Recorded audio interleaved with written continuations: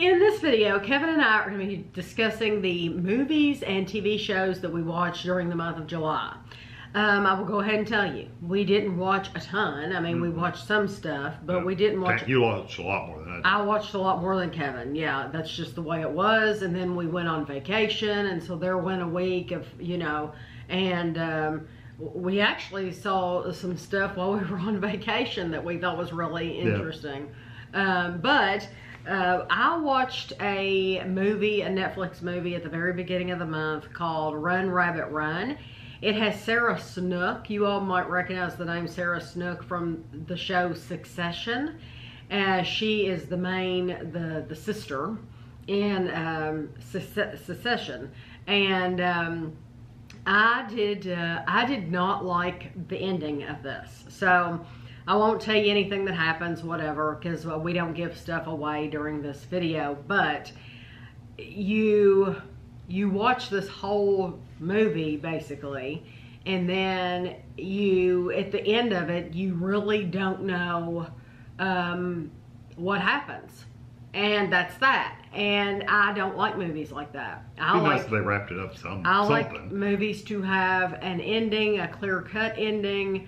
You know, it's just kind of like The Sopranos. You know, I love The Sopranos, but I would have liked The Sopranos to have a clear-cut ending, and it did not. So, and so I watched that, and then I watched a Netflix documentary called Take Care of Maya, and it was a very interesting documentary. And if you have children that have illness going on, and you've ever taken them to the doctor, and the doctor maybe doesn't believe you, doesn't believe the kid, this would be a good one to watch. It's very, very interesting. It's well worth watching. You told me about that one, and it sounded like it was just very frustrating too. Very frustrating. Yes, very, very frustrating.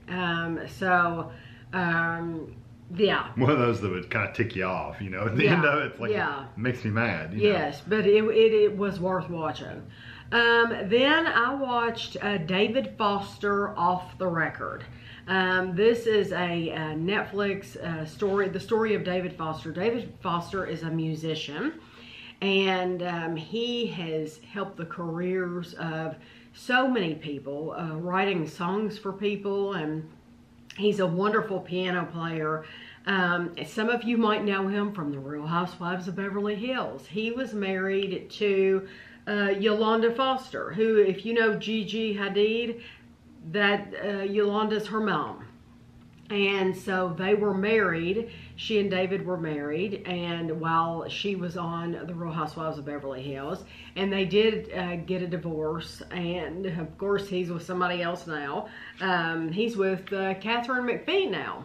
That's interesting. Yes, there's quite the age difference. I was going to say, Catherine McPhee's young. Quite the age difference. But he wrote like After the Love Is Gone, Earth, Wind and Fire, You're the Inspiration for Chicago. He wrote that. Hard to Say I'm Sorry for Chicago. Natalie Cole, the whole Unforgettable, where she was with her dad doing that. He helped with that. He wrote I Will Always Love You. He had a big part to play in that from Whitney Houston and The Bodyguard. All By Myself, Celine Dion. But I thought this was so interesting. I've never heard, and I'm sure it's very common, and I just have not heard of it myself. He has a fear of something that I don't personally know of anyone else having this fear of. He has a fear of elevators. Yeah. So he'll go in buildings, and he is taking the stairs and going up flights and flights and flights and flights, because he is literally scared of elevators. He can't go in elevators, and it really surprised me. I don't know of anybody like that, but I can understand it. Oh, I can understand it totally. In closed space, something could happen. You never know. Right, exactly. So I totally get it. I've just not like known of anybody, and so I just thought that was really interesting, because you know, a lot of times you hear about celebrities and you hear neat little tidbits about celebrities and stuff like that, but you don't necessarily get to hear what they're scared of, you know. So it was interesting for me that to hear that he is scared of elevators. Right. I mean, I'm claustrophobic. I'm scared of heights. I think everybody has their own little things, and I just find that interesting. But that, if you like music and you like hearing how songs are written and stuff like that, it was so interesting. Then I watched a 3-part series on Netflix called Arnold, and it was about Arnold Schwarzenegger. And I thought it was just so brilliant. I thought he said so many things that I loved. And if I had thought about it, I would have written it down so I could have gotten the exact quote. But one of the things that he said that I feel the same way. So when I heard him say it, I thought, man, we are equal. You're talking my love language here. He was saying, I don't have time to get up in the morning and to think to myself, how am I feeling today? Am I having a good day, or am I to fill out, you know, to get in touch with my feelings? Nobody has time for that. You know, people have things to do, and you get on with it, and you got a job to do, and you got to get on with it, and it's not all this touchy-feely. And I thought, boy, Arnold and we get along there, because I feel the same way. You know, a lot of people are really hyper-focused on, let's get in touch with our feelings and all this. And that's just not me at all. So when I was watching this about Arnold, it's like, wow, I have a lot of respect for him, because he is a go-getter. And it was so funny. I'd say some people need that in the morning, but not everybody does. I've never needed that. Yeah. But I thought it was hilarious that when he was a kid, he said that, you know, here his friends have posters of women on their walls and stuff like that. And he has posters of men, of bodybuilders. Yeah, and his dad's like, you know. But I thought that was so funny. But I really, really enjoyed that, getting to hear his story. I thought it was very interesting. Then Kevin and I together, we watched Close Encounters of the Third Kind. I'd seen it tons of times. I'd never seen it. Well, and you didn't. You thought it was kind of, eh. I thought it was okay. I mean, it was worth watching the one time. Now, it's not gonna. I doubt I'll watch it again. No. It ages okay, but it's compared to the movies now where things are at a faster pace. This movie was a slow movie. It was a slow burn. A lot of movies, older movies, are slow movies. Yeah. Oh, we've watched scary movies like Amityville Horror Story. Remember we watched that? And we watched it, and we watched it, and we're like, wow, how is this ever considered scary? I mean, there's absolutely nothing happens in this movie at all. No. We watched Poltergeist. I didn't think that was scary. I think Poltergeist moves a little faster, though. It moves faster, but it still wasn't scary. No, it wasn't scary. It's just a little weird. It's just things, that you see things.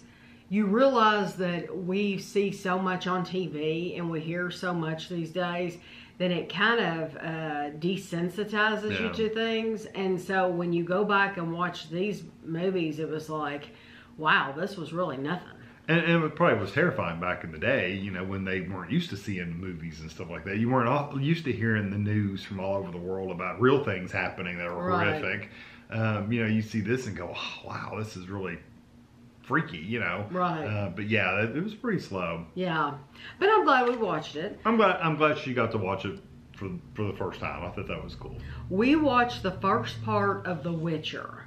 So now, as we're filming this, it has come back on. Mm-hmm. So we haven't started the second half. Right. So we will watch the second half of the season.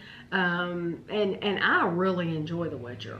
I do too. I wonder what it's going to be like when they change characters and stuff next year. But a lot of people were saying that they probably won't watch it again and all this stuff. But, you know, sometimes characters have to change out for whatever reason. Right, and we'll just have to see if we start watching it, and you know, I'm totally willing to give it a fair shake, and if we don't like it, then we won't watch it, but I'm definitely going to give it a try. Yeah. Then we watched a comedy special on Netflix called, it's Tom Segura, Sledgehammer. Yeah, that was just random. We were just like scrolling through stuff and saw it, and it's like, what is this? We've never heard of him before, and he came on the TV like all these people were cheering, and like they know him, like people know who. He's been like a world tour. This is part of a world tour he was doing. Kevin and I never have heard of him. Never heard of him. Never, didn't have a clue. He was okay. It was okay. He had a couple funny moments, but for the most part, it was like it was okay. It's entertaining. I guess he wasn't my favorite. No. I still haven't found. I didn't laugh out loud a lot. No, not at all. My favorite comedian is John Panay, and of course John Panay is dead. But I have not found anybody who I like as much as John Panay. And you can get on YouTube right now and search for John Panay, and I could get on his specials right now and laugh my butt off as much as I did the first time, because he's freaking hilarious. He is funny. And he left the world way too soon. He was just gold, comedy gold. But I have not found anybody that I like as much as him. I mean, it's been a long time, but Eddie Murphy, it seemed like Eddie Murphy was pretty funny at times. It's been a while since I watched him though. Yeah. What was the one? Is he the one? Eddie Murphy? Is he the one that did you got the black supermarket and the white supermarket? Yeah. I love that. And he was like the ice cream. Psych. Yeah, I love, and the Tussin. Yeah. The Tussin. I like that. Him and Richard Pryor. I always liked Richard Pryor. I thought Richard Pryor was always kind of funny, but. I have not watched. Yeah, I haven't watched anything from Richard Pryor in forever. But yeah, Richard Pryor was always very funny too. So then I watched Selena Gomez, My Mind and Me, and it was very interesting. It was kind of like I was telling you about David Foster, and if you've ever watched the behind the scenes of, I love stuff like this.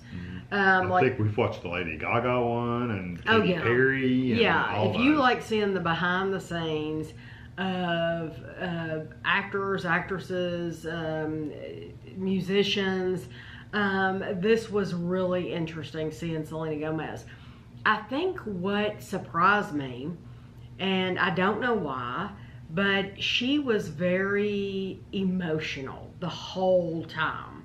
Like, she would just cry and cry and cry, that's fine, whatever. But what surprised me was, I guess it's the mom in me. I kept thinking, where is her mother? Where is her mom? Why isn't her mom there with her? Well, the few times I was listening up just a little bit, she had friends around her, like friends. Yeah, they didn't seem very supportive. That one did. There was a blonde. It was like, wow, she seems like she's kind of hateful. I mean, she's not being nice at all. I thought, you know, we're seeing it through this lens, but it seems like they're probably tired of hearing this. Could be. They're probably thinking, here's this beautiful rich girl who has everything handed to her on a silver platter, and she's crying all the time saying she can't handle it. And they're probably sick to death of it, because everybody has those people who, your friends, who complain all the time, and you're like, what do you have to complain about? You know, I would give anything to switch places. I'd say it's emotionally draining though for them to be on tours and stuff all the time. And that's what I was thinking, is these people are probably thinking they would probably love to swap places with her, and they can't say that, of course, you know. And if they did, they'd probably do the same way. They'd probably be crying and stuff too if they were to switch places. Maybe.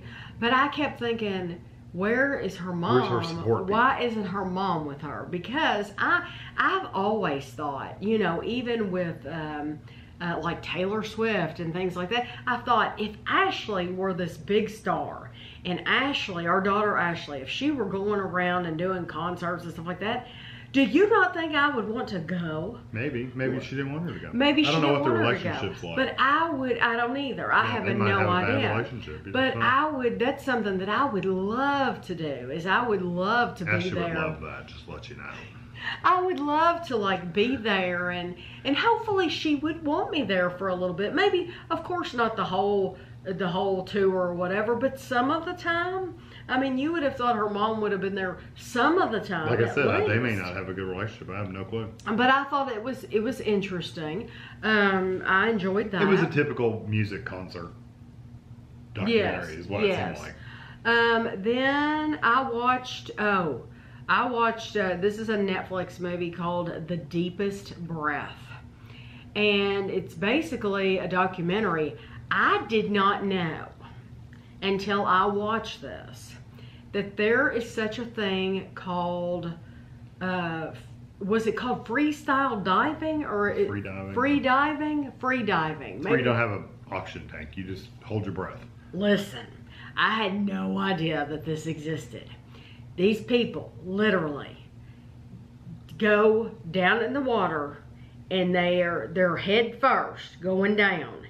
And they go down, down, down, down, down, down, down, down, down. And I mean, no oxygen tank, no nothing.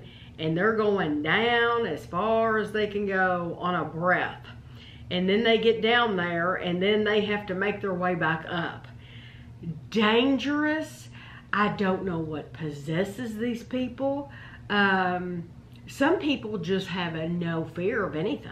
There's no fear of, like me, fear of heights or anything. Some people just don't, and they crave that. Not me. It is like black. You can't see, that's why they have the rope, so you know where you're going. Listen, you're sitting there watching this going, turn around, go back. And wasn't somebody training for the Olympics in one of those or something like that? There was a girl, they kept saying that she's blacked out like 4 times. And so many people have died. I mean, this isn't one of those things like you see in the Olympics, like, the high jump or something. This has had death after death after death. People die doing this. So it's not like it's some safe thing. And then it was really weird because one of the women, I think she was from Japan. She was a big competitor. And then I found out after they filmed this documentary and everything, she had a freakish accident, a death. She died. Had nothing to do with the free diving. Yes, she fell from a parking garage in this, very bizarre, and they don't consider it like faulty, like anything weird. I do. I think that's a weird death. But anyway, it's just awful how many people have died from the sport. But I did not know anything like that existed. So that was interesting. Then Ashley wanted me to, we went on vacation and we were on the airplane, and we always take Delta, which I love Delta. But we're on the airplane, and Ashley's like, have you ever watched the case against Boeing? And I said, no. And she said, well, you won't want to watch it on the plane. She said, but once we get home, watch it. So it's called Downfall, the Case Against Boeing. Oh my. It was, it's an absolute eye-opener. It is absolutely shocking, the things that came out during this, the Boeing trials. Basically two planes went down, and they had like 150 people on each one. So we've lost over 300 people from these 2 planes. They both had basically the same malfunction. And one of the guys that worked from Boeing, that worked for them, put his concerns in writing, put it in writing. He said, my pay got docked. They docked my pay because I put my concerns in writing, because they wanted to be able to wash their hands of it. They didn't want any proof of it. No. So he got in trouble, and it's like, in what world is that okay? It's not. I mean, that shouldn't be in any world. No, it's absolutely deplorable. But I thought that was interesting. I'm glad I watched it once we got home. Then we're watching currently The Amazing Race Canada, which I love. It makes me happy every time we watch it. Beautiful place. Canada's just, it's beautiful. It is absolutely gorgeous. I definitely want to go. I've said this before. I don't know what we're going to do when we do go because it's all outdoors. Seems like a lot of outdoors. And yeah, it's a lot of outdoor sports, which is not us at all. I don't even like to walk outside, much less do sports. But I would love to go because it's just visit places, the towns, and it's stuff just like that. stunning. Yeah, it's absolutely beautiful. Mountains, snow. I mean, just it's everywhere. Yeah, it's beautiful. So we watched Box Barcelona, and so if you ever watched, I was gonna keep talking. If you ever watched Bird Box, the first one it came out years ago, and it had Sandra Bullock. Well, this is Bird Box Barcelona, so it takes place in Spain. And it's like one movie. It's probably an hour and a half or 2 hours or something like that. Yeah, that actually just came out. Oh, did it just come out? 2023. I thought it was interesting. It was decent. Yeah, it wasn't bad by any means. It definitely wasn't bad. The first one was a little hard to understand. Until the end. 2018. I know, that's when the first one came out. Wow. It's hard to believe it was that long ago. Yeah. The first one was good, but you didn't know what was going on until the end. It was kind of like The Sixth Sense. You know, when something was revealed at the very end, you're like, oh, okay. Right. Well, you already know that in this one. So there is still a little bit of a twist reveal, but you kind of figure it out pretty early, honestly. But it was still... It was still a little wild. But anyway, it was definitely worth watching. If you enjoyed the first one, I think you would enjoy the second one. I think so, too. I thought it had some really likable characters in it. Yeah, they still didn't enlighten you on what the creatures are. You still don't know what they are. You know, no, you still never see anything. Yeah, because some people have said they're aliens, some people said they're just whatever. I mean, you just don't know. You just still don't know. I think it's aliens. I mean, that's what I'm assuming. But you still don't see anything. No. And then I wrote. And you said that was on Netflix. Yes. Yeah. I watched Missing the Lucy Blackman Case. And normally I don't watch stuff like that. I don't watch like the true crime stuff. And honestly, I wish I hadn't watched this one. Netflix, because we have Netflix, they'll send me an email when something new is going to be coming out. They'll send me something, and I saw this, and I thought, well, that's in it, and it's always interesting. And I'm not saying it's not interesting; it is. But then again, it plays on my mind, and it haunts me. And so it's about this girl who I want to say she was like from Kent in England, and she went to Japan, and when she went to Japan, she basically went missing.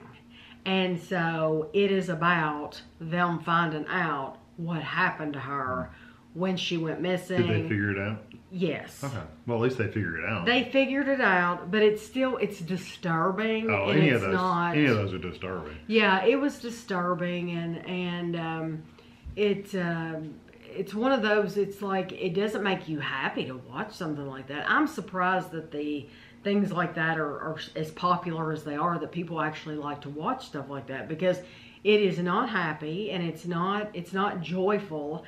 And it makes you worry about everything. It does. It makes you worry about every neighbor you have in your neighborhood. It does. It makes you worry about everything. And like if you have or want to travel or exactly. If it's like because after I watched that, I thought, well, I never want to go to Japan. You know, I mean, but I've said that before about other places. Well, I never want to go there because stuff happens, as if it doesn't happen in America. Yeah. Exactly, right? That's all I have written down. I can't think of anything else we've watched. Like I said, we've hit some medical shows here and there, like 24 Hours in A&E. We'll hit those occasionally. Paramedics. That's really, probably... We finished Succession. We did finish Succession. Yeah, we did finish that. Were you happy with the ending? No. I wasn't either. And I don't want to say anything because you never know. You might be wanting to watch it. No, but they can leave us comments because they've watched it. A lot of you all have watched it, and you can tell us. Yeah, did you like the ending? Yes or no? Were you happy with the ending? I don't know what I would have been happy with, but I definitely didn't like how it ended. I did not like how it ended. I didn't like how it turned up. And we both Let me just say, I would almost rather Greg had gotten charge of the company than how it actually happened. Me too. I would have rather seen Dip-de-doo Greg take control of the whole thing. I think Greg's but sweet. He's a what do they call it? A whinger. He just jumps to whoever he thinks is going to have the most power. Right. But literally, I would have rather had him take over. I would have rather seen Greg take over than, and honestly, the way it happened. The whole time, the whole series, I'm thinking they're going to do something with Greg because why bring this guy in? Well, he was very instrumental in tattling a lot. He was. He tattled a lot. Yes. But my favorite character still, besides the dad, of course. I don't like the dad at all. He was a jerk. Oh, now see, I just like him. But I really like Roman. Yeah, he was kind of like he just didn't give a crap about anything. He was mentally broken too, though. He was. He was a broken person. He was a broken person. He had absolute issues, and he was the best, one of the best characters on there. Yes, and I love Kendall. I thought Kendall had issues too. I think Kendall was a great. He was character. broken in other ways. Yes, all of them were broken. They all had their own issues. Yeah, they did. Yeah. But I love the music score. I actually have it on my Amazon music list. Because I absolutely love the music. There's a lot of TV shows that I love the music. That's one of them. House of Cards. Yeah, I've got House of Cards. There's just tons that I Succession's one of those shows, though. It's not a fast-moving show. No. But things are moving. They move forward. It just doesn't move forward rapidly. Right. Yeah. I'll tell you something I haven't written down. The Righteous Gemstones. Oh, yeah. We started that. Yes. It's what a show. It's absolutely hilarious. We love it. It's completely irreverent. Oh, yeah. And they're 100% making fun of religion. I mean, big religion especially. Yes. Which, whatever. We think it's hilarious. The best season still was the first season. I don't think they could ever repeat that. Right. The funniness of the first season. Right. But this has had its moments so far. We haven't watched that many of them, but it's had its moments. No, but we'll continue to work our way through that. Let me just look real quick. I can't think of anything right off the top of my head.